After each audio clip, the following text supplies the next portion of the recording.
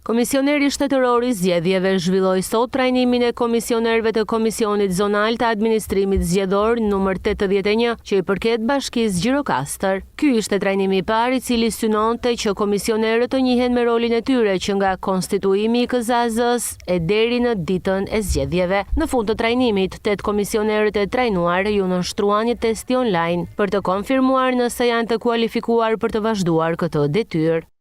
Komisioni Zonal i Administrimit Zgjedhor të Bashkisë Gjirokastër u mblos sot në mbledhjen e radhës, e cila konsistonte në mbledhjen e dytë dhe zhvilloi trajnimin e detyrueshëm nga Komisioni Qendror i Zgjedhjeve.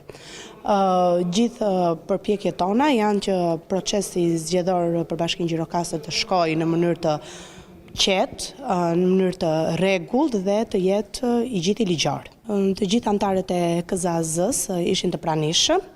Zhvilluam një trajnim i cili zgjati 3 orë dhe përfundoi dhe me një test i cili ishte nga Komisioni Qendror i Zgjedhjeve.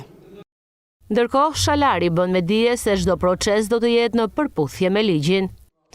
Komisioni Zonal i Administrimit Zgjedhor të Bashkisë Gjirokastër do të funksionojë brenda kuadrit ligjor, duke i drejtuar të gjithë votuesit e kësaj bashkie drejt qendrave të votimit për të siguruar një votim transparent.